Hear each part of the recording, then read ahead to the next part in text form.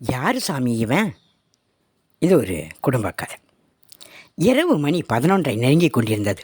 இருள் சூழ்ந்த அந்த இரவு அமாவாசை நாளை உறுதிப்படுத்தியது. நெற்பயிர்களை தழுவிய தென்றல் காற்று நம் மீது படும் பொழுது அந்த ஆனந்தத்தை வெளிப்படுத்த வார்த்தைகள் இல்லை. அது அந்த கிராமத்தின் பசுமையை எடுத்துக்காட்டியது. குமாரின் சிறிய பெட்டிக்கடையிலிருந்து வரும் விளக்கின் ஒளி அந்த இருளை கிழித்து சிறிது வெளிச்சத்தை பரப்பியது. கடையை மூட நேரம் நெருங்கியதால் கடைக்கு வெளியில் வைத்திருந்த பொருட்களை குமார் எடுத்து உள்ளே வைத்து கொண்டிருந்தான். அண்ணா, எனக்கு இன்னொரு டீ கிடைக்குமா என்ற குரல் வந்த திசையை மனதிற்குள் இருக்கும் கோபத்தையும் அடக்கி கொண்டு முகத்தில் சிரிப்பை வரவழைத்து கொண்டு பார்த்தான் குமார். கோபத்தை வெளிக்காட்டி கொள்ளாமல் சிரித்தபடி மெல்ல தலையாசைத்தான் குமார். இந்த ஆள் இதுவரைக்கும் 2 டீ 1 பிஸ்கெட்டு என அவன் வாங்கிய பொருட்களை மனக்கணக்கில் போட்டுக்கொண்டே அந்த ஆளை நோட்டமிட்டான் குமார். உயரம் 6 அடி இருக்கும். பார்ப்பதற்கு மாநிறம், சுருட்டை முடி, கரு என்று மீசை, பார்ப்பதற்கு படித்தவன் போல் தோற்றம். நீட்டாக பேண்ட் ஷர்ட் வேறு அணிந்திருந்தான். குமார் கண்ணாடியில் தன்னை பார்த்தான். கருத்த சிறிது பருத்த தோற்றமும் அவனின் தொப்பையும் அந்த மனிதனின் படித்தவருக்கான பிம்பமும் அவனிடம் பேசுவதற்கு அவன் பெயரை கேட்பதற்கும் கூட குமாருக்கு சிறிது தயக்கத்தை ஏற்படுத்தியது.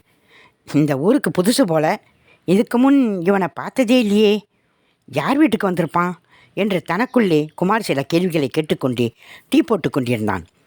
குமாரின் கண்கள் அந்த ஆளை கழுகின் கண்களைப் போல் கூர்ந்து பார்க்க தொடங்கியது.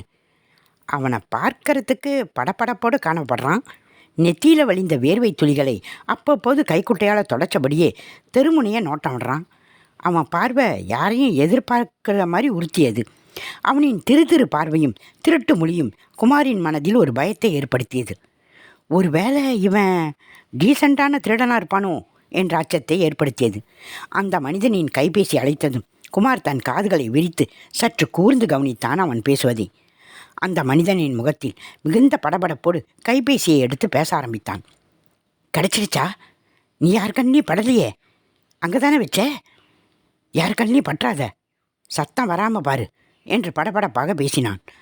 அவனின் இந்த வார்த்தைகள் குமாரின் பயத்தை மிகவும் அதிகப்படுத்தியது. ஒருவேளை இவன் தீவிரவாதியாக இருப்பானோ என்ற எண்ணம் குமாரின் மனதில் ஊடுருவியது. அந்த ஆளின் நெற்றியில் வழிந்த வேர்வை துளிகள் இப்போது குமாரியை தொற்றிக்கொண்டது. அந்த ஆளின் முகத்தில் தெரிந்த பரபரப்பு குமாரின் முகத்திலும் பிரதிபலித்தது. குமார் மனதில் படபடப்பு அதிகரித்தது. யார் சாமி இவன்? திருடனா தீவிரவாதியா? அட கடவுளே, ஏன் எனக்கு இந்த சோதனை? இன்னைக்கு யார் மூஞ்சில் முழிச்சேன் என்ற பல கேள்விகள் குமாரின் எண்ண ஓட்டத்தில் ஓடிக்கொண்டிருந்தது. குமாரின் பயம் அவனையும் அறியாமல் அவன் முகத்தில் வெளிக்காட்டியது. பயத்தை காட்டிக்கொள்ளாமல், சார் டீ ரெடி என்று குமார் சொன்னதை கேட்டு அந்த ஆள் குமாரை நோக்கி மெல்ல நடக்க ஆரம்பித்தான். குமார் தனக்குள் தைரியத்தை வரவழைத்து கொண்டு அருகில் இருந்த வாழைப்பழம் நறுக்கும் கத்தியை இடது கையில் இறுக்கமாக பிடித்து கொண்டான். வலது கையில் டீயை அந்த நபரை நோக்கி நீட்டினான். குமார் அந்த நபரின் முகத்தில் படபடப்பும் அவன் கண்கள் எவருக்காகவோ காத்திருப்பதையும் கவனித்தான். குமார் தன் கைபேசியை வேகமாக எடுத்து தன் மனைவிக்கு மெசேஜ் டைப் செய்தான். பின்பு அவள் பயந்து விடுவாள் என தனக்குத்தானே கூறிக்கொண்டு அதை வேகமாக டெலீட்டும் செய்தான். இப்போ யாரை கூப்பிடுறது? நம்ம யாரைத்தான் கூப்பிடுறது? தன் நண்பன் அப்துல் கால் பண்ணலாமா என நினைத்தபடி பதட்டமாக முழித்து கொண்டிருந்தான். அப்பொழுது குமாரின் கைபேசி, மாமா எங்கே இருக்கீங்க என்ற ரிங்டோன் சினுங்கியது. அது அவன் மனைவி சுமதிதான். எடுத்து படபடப்பை காட்டிக்கொள்ளாமல் குமார் பேசினான். சொல்லுடி மாமா, எப்போ வரீங்க? நீங்கள் கேட்டபடி கருவாட்டு குழம்பு சுட சுட சோறும் செஞ்சு வச்சு காத்துக்கிட்டு இருக்கேன், சீக்கிரம் வாங்க. ஐயோ சீரியல் போட்டுட்டான் என்று அடுத்த முனையில் இவனின் பதிலை எதிர்பார்க்காமல் சட்டுன்னு லைன் கட் பண்ணினாள். இவ ஒருத்தி சீரியல் பைத்தியம், இங்கே என்ன நடக்குதுன்னு தெரியாமல் என்று முணுமுணுத்தபடி மொபைலை கீழே வைத்தான் குமார். தெருவில் சுற்றி சுற்றி திரியும் நாயை கூட இன்னைக்கு காணும். எப்போ நாயை பார்த்தாலும் கள்ள தூக்கி எரியாத மாமா, நமக்கு ஆபத்துனா அதுதான் மாமா முன்னே வந்து நிற்கும். தன் மனைவி சொன்ன வார்த்தை இப்பொழுது அவனுக்கு நினைவில் வந்தது. தப்பு பண்ணிட்டியே குமார் என்று தன்னைத்தானே நொந்து கொண்டான்.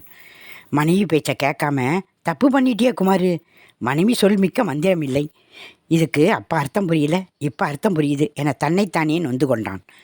மறுபடியும் அந்த ஆளை நோட்டமிட்டான். அப்போது திடீரென்று அந்த ஆளின் முகத்தில் சிரிப்பை கவனித்தான். திடீரென்று இருளை கிழித்து வந்த அந்த சிறுமி, மாமா கிடைச்சிருச்சு என்று கத்திக்கொண்டு ஓடி வந்து அந்த ஆளை கட்டி அணைத்து கொண்டாள். கையில் இருந்த மணி பர்ஸை அவனிடம் நீட்டினாள். மாமா, நீயும் உன் ஞாபக மறதியும் எத்தனை தடவை சொல்கிறது, வெளியில் கிளம்பும்போது எல்லாத்தையும் கரெக்டாக ஒரு தடவை பார்த்துக்கோ, முக்கியமாக மணி பர்ஸ் இருக்குதான்னு பார்த்துக்கோன்னு, அதில் பணம் இருக்குதான்னு பார்த்துக்கோன்னு எத்தனை தடவை உனக்கு சொல்கிறது மாமா. அம்மா மட்டும் பார்த்துருந்தாங்கன்னா அவ்வளவுதான், யாருக்கும் தெரியாமல் பத்திரமா எடுத்துகிட்டு வந்துட்டேன் என்று கூறி அவனை கட்டி அணைத்து முத்தமிட்டாள். குமார் மாமா, இதுதான் எங்கள் மாமா கிரீஸ், பட்டணத்துலேருந்து வந்திருக்காங்க. இன்றைக்கி தான் ஊர்லேருந்து வந்தார். ஊரை சுற்றி பார்க்க கிளம்புனார். கொஞ்சம் ஞாபகம் மறதியில் வீட்டிலேயே பர்ஸை மறந்து வச்சிட்டாரு. எவ்வளவு காசு நாங்கள் உங்களுக்கு கொடுக்கணும் குமார் மாமா என்று படபடப்புடன் பேசிய புவனாவை வச்ச கண்ணு வாங்காமல் பார்த்தபடி திகைத்து போய் நின்று கொண்டிருந்தான் குமார்.